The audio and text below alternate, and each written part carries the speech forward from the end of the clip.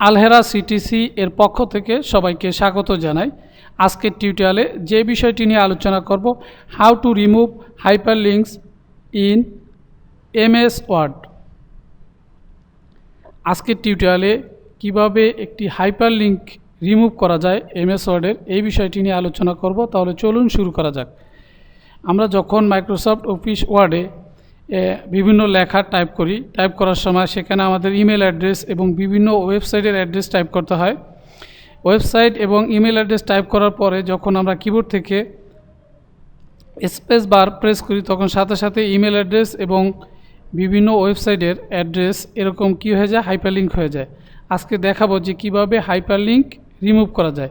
প্রথমে যে অংশ হাইপারলিঙ্ক হয়ে যাবে সেই অংশ এরকম সিলেক্ট করতে হবে।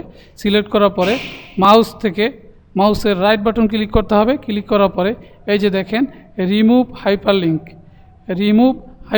এখানে ক্লিক করার পরে দেখেন সম্পূর্ণ হাইপারলিঙ্কটি, যেই অংশটুকু হাইপারলিঙ্ক হয়েছিল সেটি সম্পূর্ণ রিমুভ হয়ে গেছে।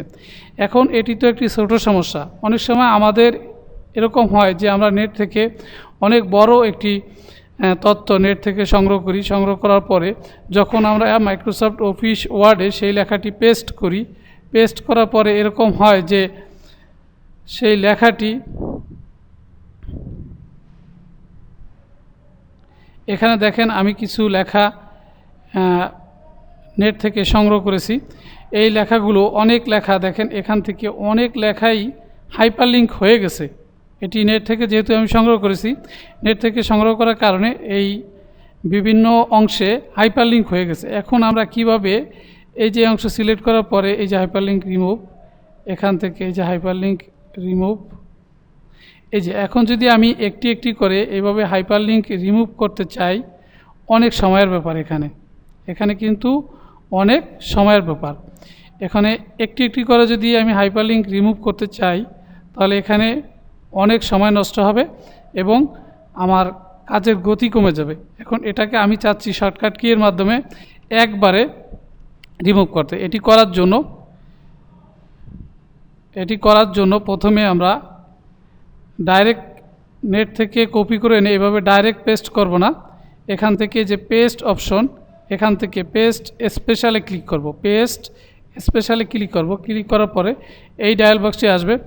এই ডায়াল বক্সটি আসার পরে এখানে দেখেন HTML ফরম্যাট, তারপর এখানে আছে আনফরম্যাটেড ইউনিকোড টেক্সট।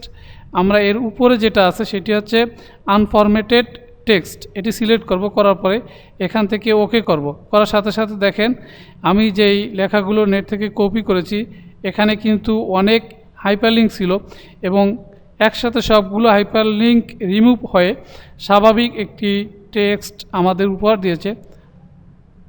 আশা করি বিষয়টি আপনারা বুঝতে পেরেছেন যে আমি যেভাবে দেখিয়েছি, যদি এভাবে আপনারা এভাবে যদি প্র্যাকটিস করেন আপনাদের আর কোনো সমস্যা হবে না।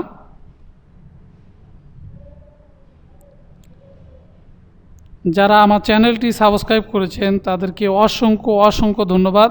আর যারা এখনও সাবস্ক্রাইব করেননি, যদি আমার চ্যানেলটি সাবস্ক্রাইব করে রাখেন তাহলে প্রতিদিন আমরা যে নতুন নতুন ভিডিওগুলো আপলোড দিই সেই ভিডিওগুলো আপনি সবার আগে পেয়ে যাবেন।